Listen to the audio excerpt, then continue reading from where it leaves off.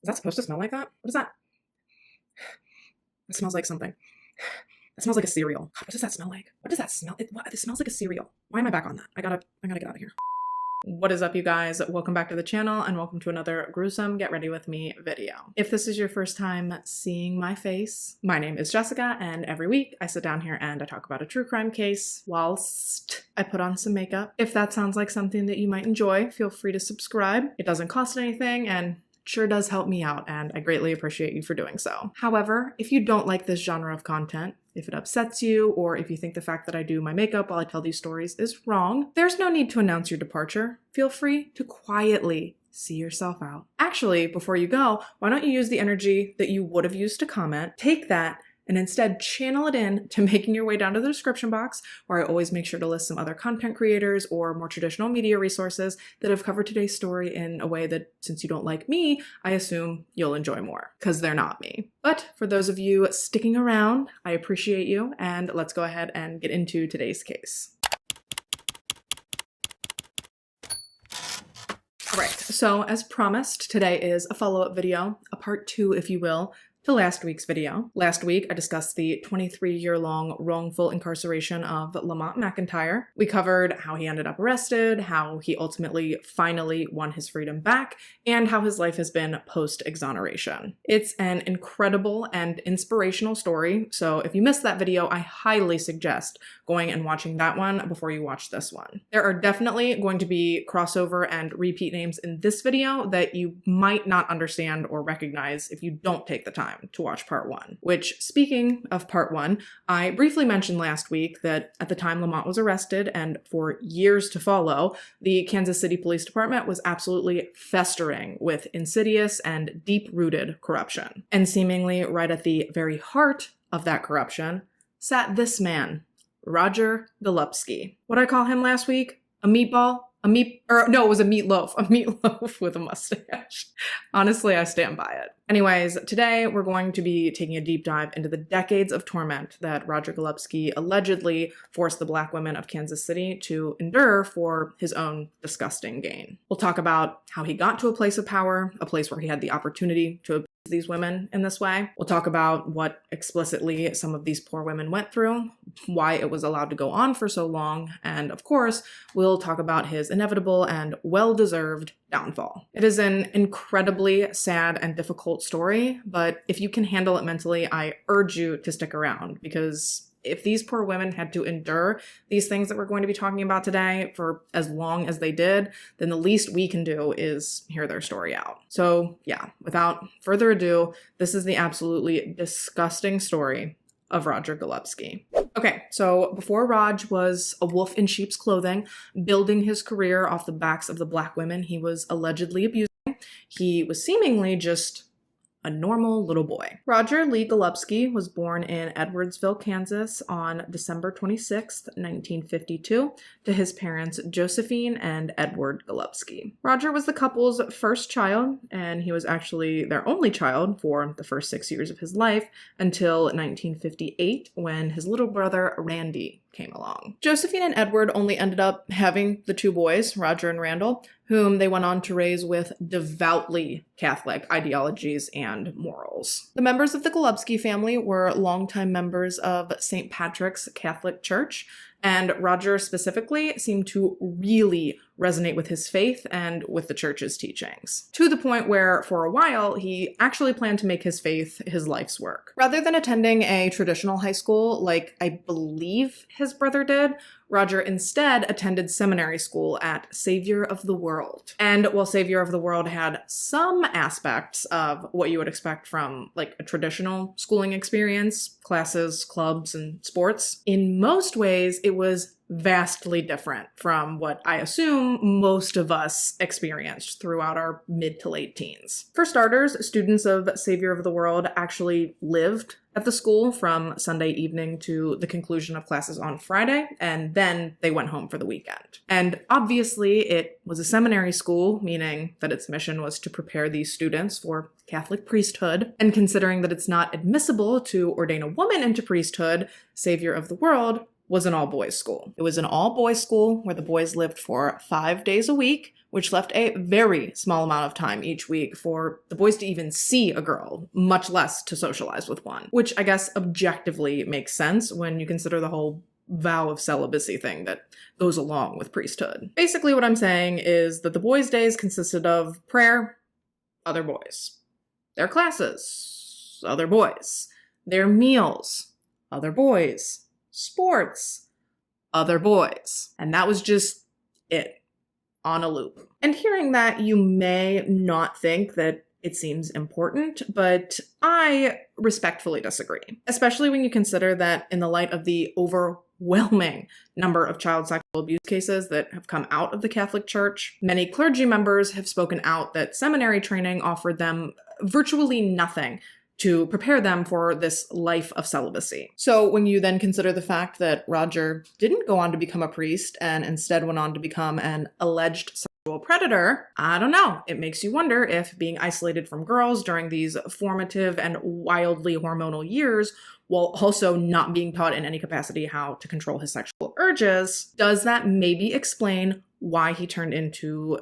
such an alleged monster? Obviously, it would absolutely unequivocally not excuse it, but I guess it's just something to think about. At any rate, I assume that Roger— do you guys care if I call him by his last name for the rest of the video? I don't know why, but it does not feel right calling him by his first name. It feels too casual, like it makes him feel too human. So I assume that Golubski would have finished up his schooling at Savior of the World probably right around 1970, maybe 71, since he had such a late birthday. But either way, he finished up his schooling right smack dab in the middle of the United States' involvement in the Vietnam War. Meaning that from as soon as he turned 18 in late 1970 to 1973, when Nixon announced that the US had signed an agreement with North Vietnam to end the war, Golubski faced the very real possibility that he could be drafted into the military and required to head overseas and fight for his country. And while over those years, Golubski would end up seeing many of his good friends be called into action,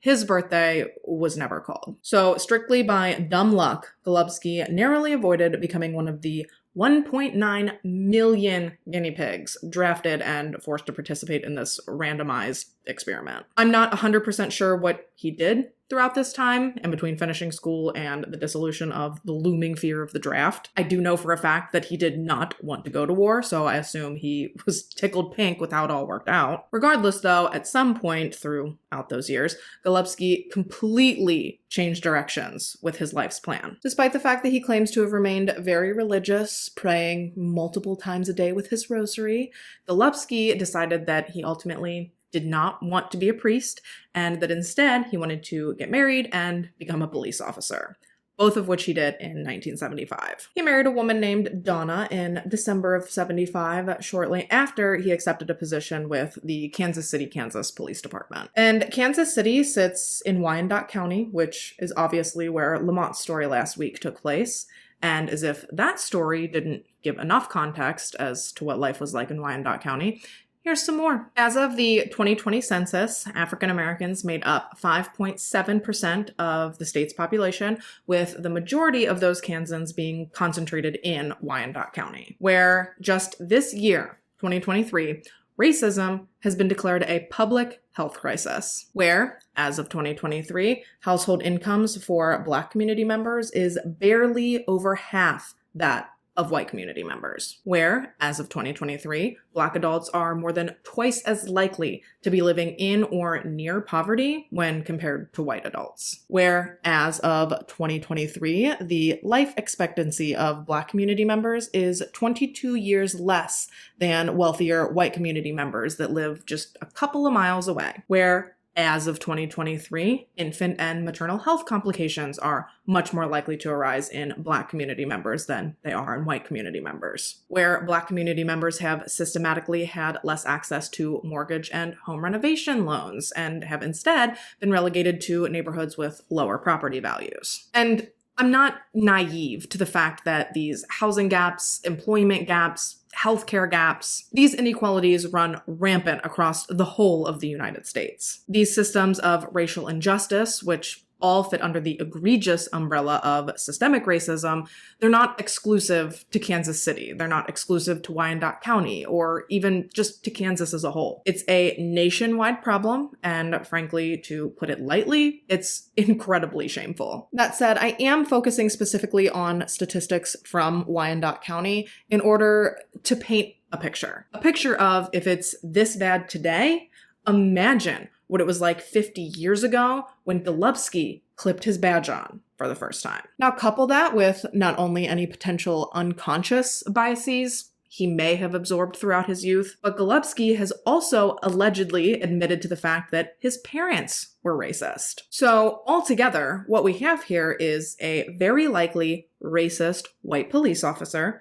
set to maintain order in a historically impoverished and densely Black community. It doesn't take a rocket scientist to see that this is going to go very, very badly, very, very quickly. And shocker, it did just that. Golubski was barely on the force for 3 years before he found himself at the center of a homicide by police brutality investigation. Kenneth Borg was just 41 years old when he died in police custody on March 5th, 1978, after being arrested by none other than Roger Golubski. That evening, KCKPD was called out to a local apartment complex to address a noise complaint that had been reported. Evidently, Kenneth and a few of his friends had been drinking earlier that afternoon at a local bar known as the Gaslight Club, and once they'd left the bar, they headed back to one of their apartments where they all continued drinking. Everything was fine. Everyone was hanging out, having a good time, until all of a sudden, Kenneth and James, the guy whose apartment they were in,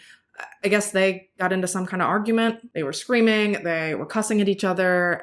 Basically, they were acting like two irrational drunk men.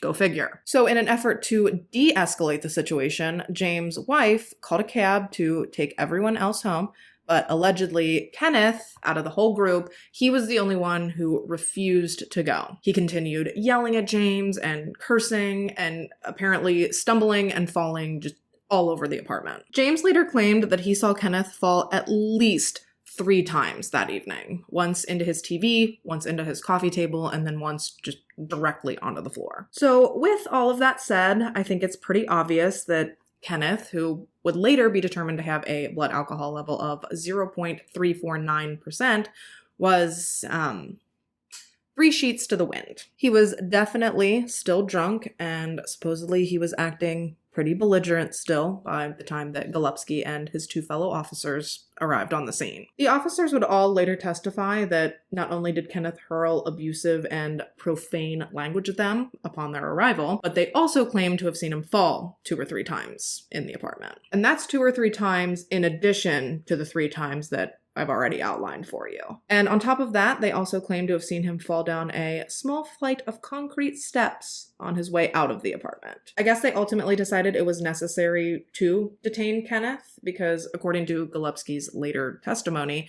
Kenneth told police that once they left, he was going back to James' apartment and that there was nothing they could do to stop him. So they escorted him down to the station for alcoholic observation, where I guess they planned to let him sober up in what I've seen referred to as a detoxification cell, which is what I would assume that we all refer to colloquially today as the drunk tank. And from my understanding, this is pretty common.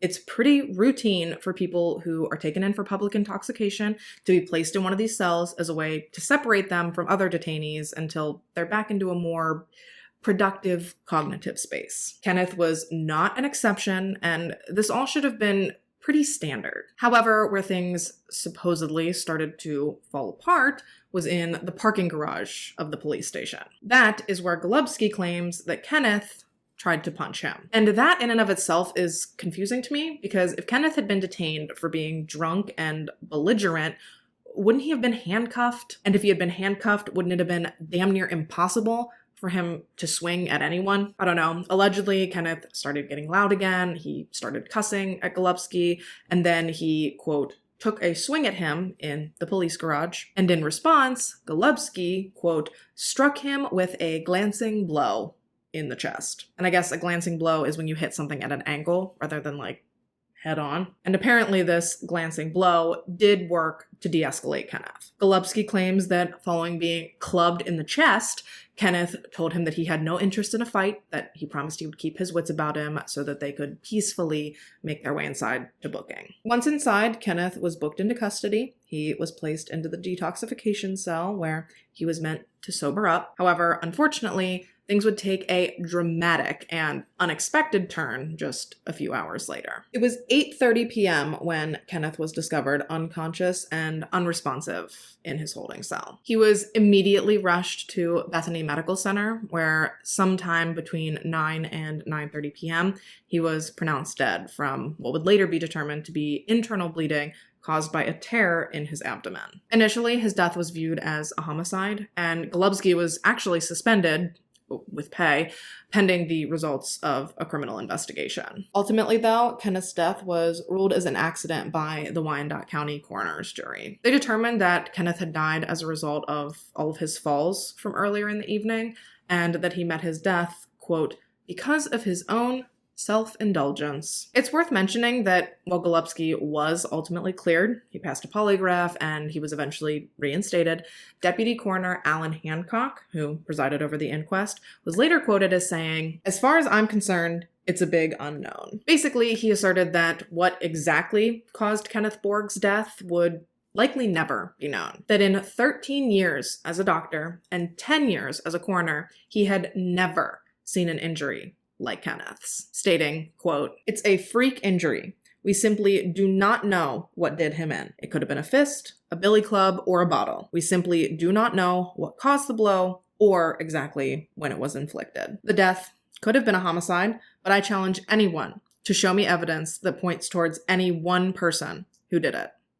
There is none." He also made it known that while the coroner's jury had determined the manner of death to be accidental, he himself would have listed the cause as unknown or undetermined. Obviously, it doesn't change the outcome. I just thought it was interesting and worth mentioning. Oh, and another interesting fun fact was that the FBI even looked briefly into Kenneth's death. They looked into it as a potential civil rights violation, but for whatever reason, they ended up not pursuing the case. They didn't pursue the case. Wyandotte County determined they didn't have a case, and as a result, Golubski got his badge back and was turned loose, once again, onto the streets of Kansas City as a figure of authority. He diligently worked his way up the ranks of the KCKPD, all while operating under what he referred to as two separate sets of rules: God's rules and the police department's rules. And while he claims that God has always been a big part of his life, during his time as a police officer, Golubski does admit to frequently putting the department over the Lord, because God suspends you later,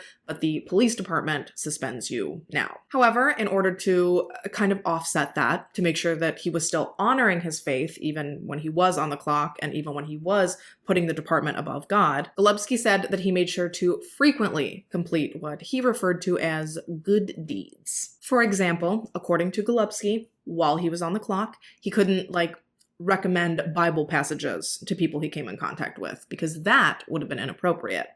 But if he gave someone a ride whose car had broken down, that would have been acceptable. That would have been the kind of thing that he would have considered a good deed. You know what he should have tried is not using and abusing the vulnerable Black population of Kansas City for his own sexual, monetary, and professional gain. Allegedly. With that said, as I start to get into the crimes that have brought us together here today, I need to make it clear that as of 2020, Roger Golubski has been accused of victimizing, assaulting, harassing, and abusing over 70 women. And while if I could, I would in a heartbeat give each and every one of these women their own full dedicated video. Truly, it is the least someone could do for them. Regretfully though, because some of these allegations date back almost 40 years, some of these poor women are no longer with us, and because some of these women have chosen to keep their identities private as the case is ongoing, I simply cannot feature each and every one of their stories individually. So what I will do is my absolute best to provide you as much information as I can and as many specific allegations as I could possibly find. Starting with what I believe, based off of what I could find, may be at least one of the first accusations of sexual misconduct that was ever formally brought against Golubski. These accusations came about in the mid-1980s, and they were brought straight to the Kansas City, Kansas Police Department's attention by a woman named Tina Peterson. Tina worked at a local Kansas City shelter for battered women, and on multiple occasions, Tina personally called KCKPD to report allegations of Golubski abusing numerous women at the shelter, which is horrific. I mean, you'll clearly see as the story progresses that allegedly Golubski has a type, and that type is vulnerable. But to seek out women from a battered women's shelter for your own personal satisfaction, like how low of a life form does one have to be? That is disgusting. And what's worse is that absolutely no one did anything about it. And that is a very troubling and very unfortunate theme that we will see replay far too many times throughout this story. I mean, once is bad enough, but the sheer amount of times that someone could have stepped in and stopped this man and didn't, wow. Now, following Tina's accusations, there appears to be a lull, at least in what's recorded against Golubski. Don't get me wrong, I don't for even a second believe that he was on the straight and narrow throughout this time frame.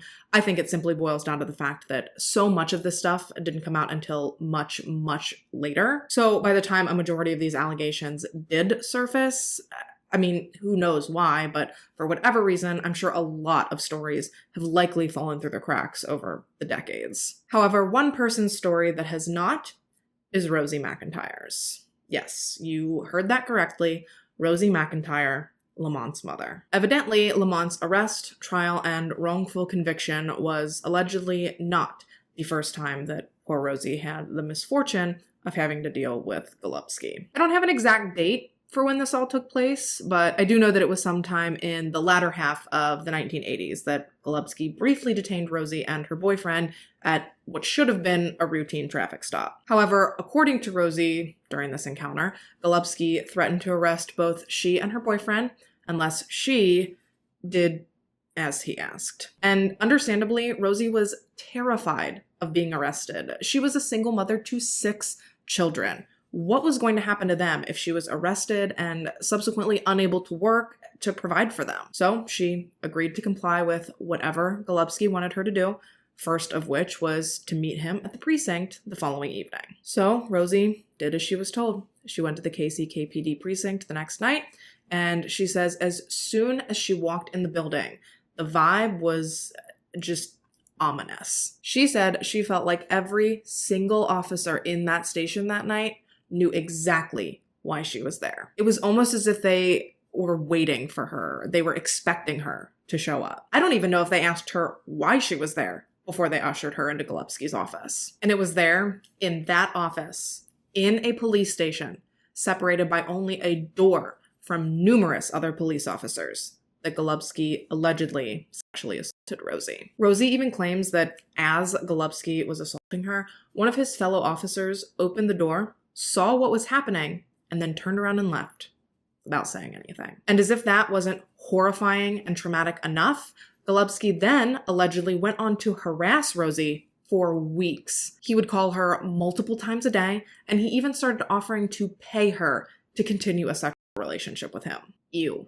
He was so relentless and so incessant that to escape his pursuit, Rosie actually ended up packing up she and her kids, moving into a new house, and changing her phone number. Yeah, not only is he an alleged sexual deviant, but he's also apparently a stage 5 clinger. But for a few years after she moved and everything with Golubski had seemed to die down, Rosie thought she was in the clear. She thought she'd escaped him and that she would never have to deal with him again. But as we know all too well from last week's video, there was so much more pain in store for Rosie at the hands of Golubski. It was just a few short years later that Golubski orchestrated the wrongful conviction and subsequent 23-year imprisonment of her son Lamont, something that Rosie feels personally responsible for and something that she has carried almost lifelong guilt over. She has publicly stated that she believes that had she continued to submit to Golubski's sexual demands, that her son never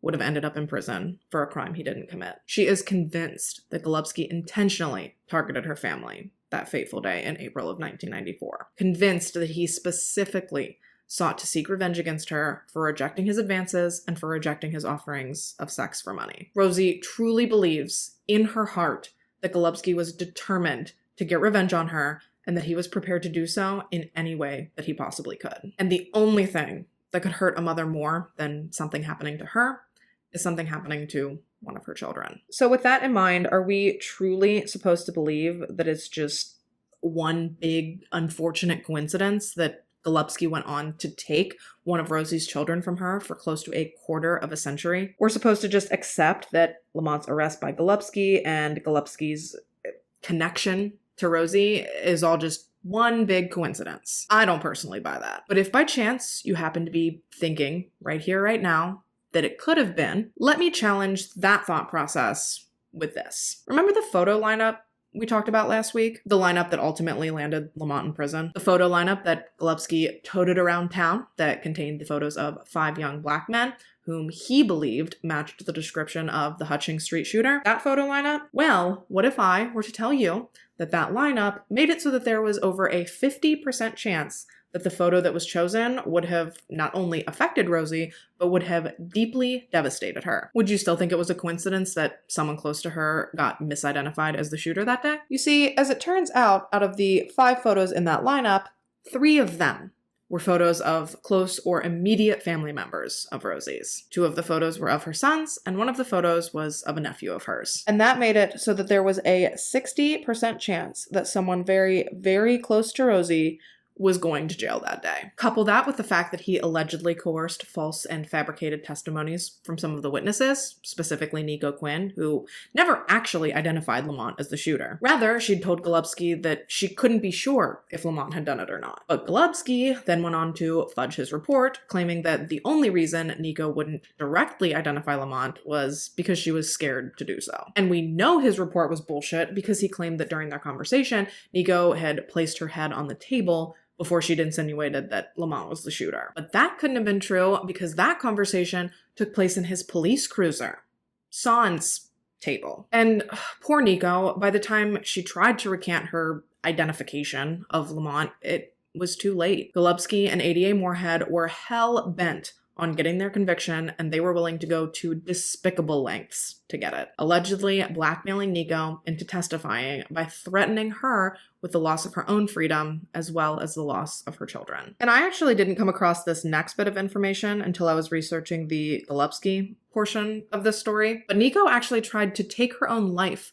following her testimony and her courtroom identification of Lamont. She was so racked with guilt because of the position that Golubski had allegedly put her in that she no longer wanted to live. That is absolutely devastating. Thankfully, though, she survived this attempt on her life, and as we know, Lamont was released in 2017. There's no bad blood between he and Nico, and actually, Lamont's wrongful conviction and imprisonment is kind of the only reason that all of this stuff started to come out about Golubski. It wasn't until Rosie and Lamont filed their civil suit against Wyandotte County and Golubski that an investigation into him finally began. Unfortunately, though, we still have a lot to get through, chronologically speaking, before we get to Golubski seeing any potential consequences. But for now, we are back in 1998, which is the year that a victim known only as SK alleges that Golubski first started abusing her. And she was just 13 years old. According to SK, this went on for 4 years.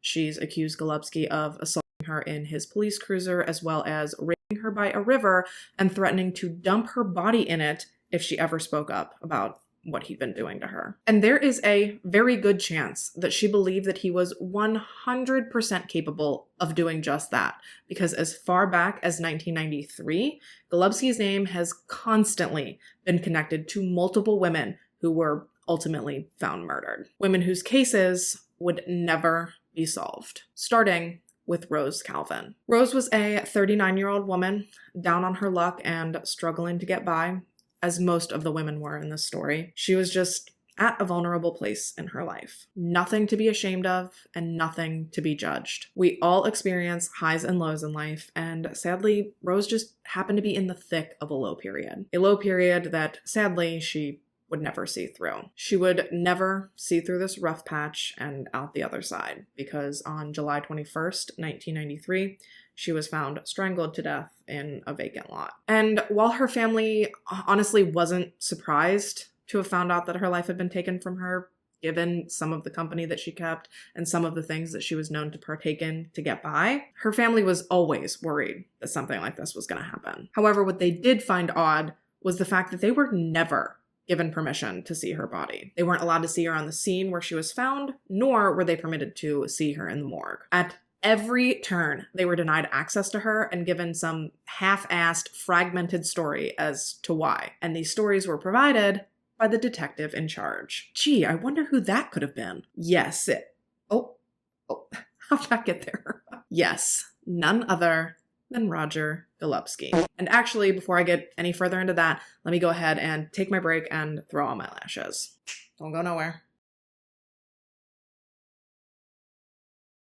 All right, so apparently, even before Rose's death, the Calvins already knew Golubski all too well. According to Rose's little brother Eric, apparently he and other members of his family would see Golubski picking Rose up and dropping her off pretty frequently. And allegedly, she used to tell them all the time how dirty of a cop Golubski was. She would always call him a lousy motherfucker. But in Eric's opinion, he believed that his sister was putting up with Golubski and all of his crap because he was supplying her with drugs. And following her death, the things that Golubski told Rose's family about her death and the state of her body never sat well with them. Initially, he told them that she was already identified, that he didn't need them to come in and identify her. And it kind of sounds like he tried to make them not want to come in and see her. Golubski allegedly told the Calvins that Rose's body was badly decomposed, that she'd been strangled and stabbed multiple times, and that she'd been discovered with something stuck in her lower region, which is horrible, and surely a family wouldn't want to see their loved one in that condition. However, Rose's autopsy said otherwise. Rose Calvin's official cause of death was recorded on her autopsy report as asphyxia through strangulation. Nowhere in the report does it mention stab wounds or any kind of sexual assault. She also couldn't have been that badly decomposed. Her body had started the decomposition process, sure, but Rose had been seen alive like 24 hours prior to her death. So understandably, the Calvins have always felt uneasy about Golubski's story. And given all of the things that have come to light regarding his transgressions over the years, now more than ever, they wonder if not only was he lying back then, but they wonder if he was lying to protect himself, or if maybe he was lying to protect a fellow officer. According to activist Khadijah Hardaway, Golubski may have been the head of the stake, so to speak, but he was far from the only problem, stating, quote, "Golubski is the poster child for the police department. He represents many officers that violated people. There's several detectives that run a thread through some of these cases that have never been investigated." Khadijah, by the way, is an incredible woman who's been spearheading the fight for justice for the Black women of Wyandotte County for years. And she's not the only one calling out not just Golubski, but the entire culture of the KCKPD throughout the decades in question. Former KCKPD Sergeant Timothy Hausbach, who was with the department from 1972 to 1980, recently explained that not only was the problematic behavior of some of the officers throughout that time frame overlooked, but it was just generally accepted. He described the overall environment of the force back then as highly sexualized, claiming that many of the officers abused their power and preyed on vulnerable Black women. Reprehensible. God, it is nauseating that so many people in the department allegedly operated this way, and that so many people knew about it, and that no one fucking did anything. It took 30 years and a $93 million lawsuit for people to even listen to what happened to these women. When people were reporting these things as they were happening, they were brushed off, ignored, or even threatened. But the second money gets involved, the second that the county is facing bankruptcy for its decades of corruption and racial injustice, that's when they finally decide to listen. It's so predictable, honestly, because it's profit over people. every single time. I will make sure to have the Justice for Wyandotte Facebook page linked down below in the description box. Khadijah is the director and lead organizer of the page, as well as of the organization itself. I'm also going to link the 7th Street podcast, which is a podcast produced by Nikki Richardson, and she goes so far in depth into the corruption that has run rampant through Kansas City for the past few decades. Sorry, I feel like that was a random place to plug those two things, but it just kind of happened. Anyways, following Rose Calvin's death came the death of a woman named Pearl Barnes, and Pearl was found stabbed to death in a vacant house on November 22nd, 1996. After Pearl came the discovery of Sandra Glover, and Sandra was discovered shot to death in an alley near Quindaro Park in March of 1997. The following year came the death of Monique Allen, and Monique was found beaten to death in January of 1998. And shortly before she was found, it's reported that Monique was seen getting into Golubski's car. Later that same year, in October of 1998, 33-year-old mother of 6, Rhonda Tribue, was found beaten to death on a road at the border of Kansas City, Kansas and Edwardsville. Rhonda was found wearing a dark purple corduroy jacket, a lace top, brown sandals, and orange jeans. Orange jeans that she supposedly borrowed from Nico Quinn. Nico had been good friends with Rhonda for years prior to her death. They ran in similar social circles, they hung out often, and Nico claims that on the day that Rhonda was killed, they'd been hanging out before Rhonda left Nico's house and hopped in a cop car. She got in the car, she left, and she was never seen alive again. In 1999, a woman named Ophelia Williams claims that Golubski assaulted her after he arrested her 2 teenage sons, and she also alleges that he later went on to rape her. That same year, Aisha King and Stacy Wilson were also found together, both killed by multiple gunshots, and coincidentally, Stacy had recently witnessed a double homicide that Golubski was investigating. Both women were in their early 20s when they were killed. And that brings us to Y2K, once again tethering us back to last week with Stacy Quinn's story. According to Nico, whom, as a reminder, is Stacy's sister, and Nico claims that Golubski started targeting Stacy when she was only like 15 or 16 years old. Nico and she and Stacy's other sister, Layla, believe that Stacy first ran into Golubski when she was walking home one day from her part-time job. They claim that Stacy told them that Golubski had pulled her over, picked her up, and then proceeded to rape her. And from that point on, it seemed like Golubski had his hooks in Stacy. Her family claims that she would disappear with Golubski for days at a time before she would then finally return home with cash and dressed in new clothes. And if this really did start when Stacy was in her mid-teens, that would mean that Golubski had known Stacy for a decade by the time 1994 rolled around. And then that begs the question that if he knew her so well, why didn't he make any effort to question her regarding the double homicide that she had clearly witnessed on Hutchings Street on April 15th, 1994? You know, the double homicide that put Lamont McIntyre wrongfully behind bars for 23 years? Yeah. Golubski never interviewed Stacy about it. He didn't tell Tara Moorhead to call her to testify as a witness at Lamont's trial. Christ, the one time he mentioned her in a formal report, he wrote about her as if she was a complete and total stranger to him. Stacy always knew that Lamont was not responsible for the crime he was in prison for. And like her sister Nico, she did try to make attempts to do the right thing. She tried to tell the right people, but she was always dismissed and considered unreliable due to her past and to her struggles, which is just the way that Golubski liked these women. And sadly, she would never see this injustice corrected because on Sunday, January 16th, 2000, around 1:30 in the morning, 31-year-old Stacy Quinn was gunned down on a dead-end street. She was shot 21 times, with the coroner ultimately finding 2 additional bullets that fell out of her clothing while he was undressing her for her autopsy. Golubski was the first detective on the scene, arriving about an hour after the 20-plus bullets rang out. And again, throughout his conversations with the Quinn family, and again in his official department report, Golubski spoke of Stacy and the Quinn family as a whole, actually, as if they were complete strangers to him, as if he had never once dealt with them. And even though he was fairly young at the time, Stacy's son Jornell remembers just how weird the whole family thought this was. Because at the very least, he knew them from Lamont's trial, but clearly it's alleged that he knew them on a far deeper level than just that. So even at a fairly young age, Jornell remembers thinking that Golubski was shady for acting like Stacy was a stranger when he'd remembered seeing his mother with Golubski just so many times. And although Stacy's case is technically solved and someone is serving time for her murder as we speak, Nico ain't buying it. She does not consider Stacy's case resolved, and she actually wants it reopened and reinvestigated. She simply does not trust the KCKPD.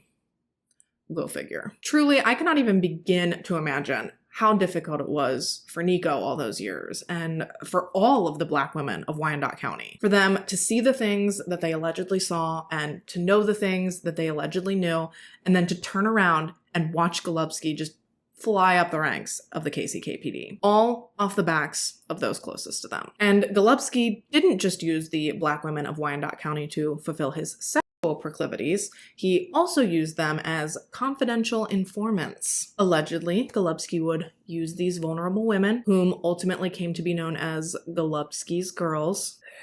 He would target them and coerce them via threats or blackmail or intimidation into sexual relationships or into providing false testimonies. He would bribe these women to lie for him so that he could clear his cases quickly in an effort to make himself look like a good cop. Crazy idea.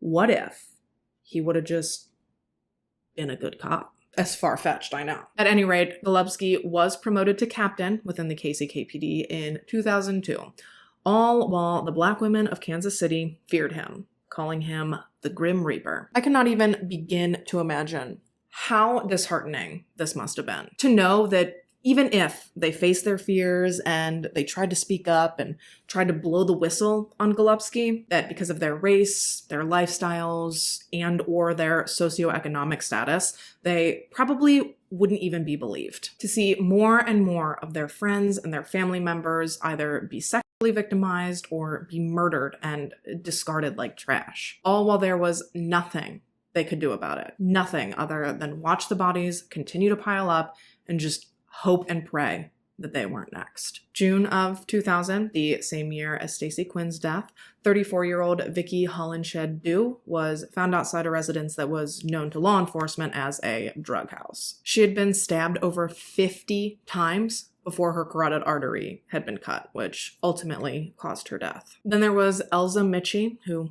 went by Liza. She was just 30 years old when she was found lying on the side of the road in February of 2004. She'd obviously been murdered, having been shot twice in her head. She was known to work the streets in an effort to support herself, and according to Nico Quinn, Golubski was a very, very regular customer of hers. And finally, a woman named Perlina Henderson was found in a park near Quindaro in 2008.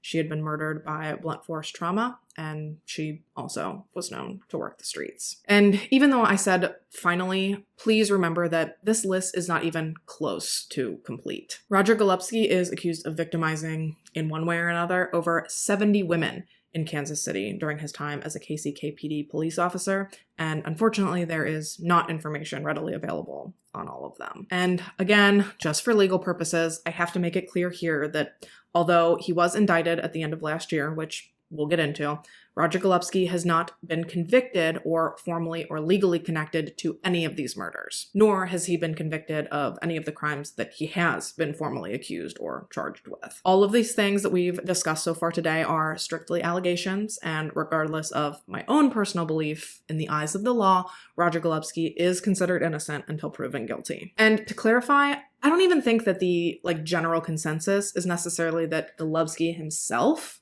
killed all these women. It's just incredibly coincidental that all of these women ended up dead, all of their cases went unsolved, and all of them were somehow connected to Golubski. Maybe he orchestrated their deaths, maybe he helped whoever did it get away with them, or maybe he wasn't involved at all and it really is just a big coincidence. I certainly cannot say for sure. At any rate, the information in this video is solely information that I've gathered from multiple public sources on the internet, and anything beyond that is just my own personal speculation and personal unprofessional opinion. As always, I encourage you to do your own research and to form your own opinions. Listen, I don't make a lot of money off YouTube, but I sure as shit don't want Raj coming for the little tiny baby bag I do make, okay? Anyways, Roger Golubski retired from the KCKPD in 2010 at the age of 58. He retired as a well-respected officer, and he was eligible to collect his full taxpayer-funded pension on the way out. Following his departure from the KCKPD, Golubski took a position working with the Edwardsville Police Department, where he remained employed until 2016 when he fully retired. And damn, if he didn't manage to squeak that honorable retirement in under the fucking wire, because it was the very next year, 2017, that Lamont was exonerated. And Lamont's exoneration was kind of the kiss of death for Golubski's reputation. Yeah, so Lamont was exonerated in 2017, and then it was in 2018 that he and Rosie filed their lawsuit against the unified government of Wyandotte County, which also named Golubski. And as a refresher, this lawsuit asserted that several KCKPD officers were responsible for innumerable civil rights violations, and that Golubski in particular had a history of using his badge to extort vulnerable Black women for sexual favors and for coercing them into fabricating testimonies to clear his cases. Golubski was deposed for the McIntyre lawsuit in 2020, during which he asserted his Fifth Amendment right and denied to answer almost 600 different questions. He pled the Fifth to questions such as, did he have a sideline in selling drugs and facilitating prostitution while he was a police detective? Did you ever get charges dismissed in return for sex? Did you ever rape a minor in your cop car? Did you ever threaten to harm a woman if she turned you in?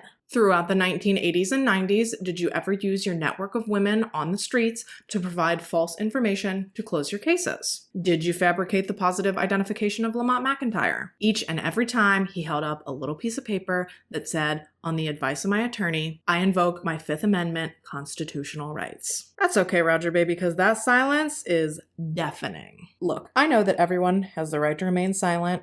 Everyone has the right to not answer questions in an effort to not incriminate yourself. But if you can't assuredly say no to, did you ever rape a minor in your cop car?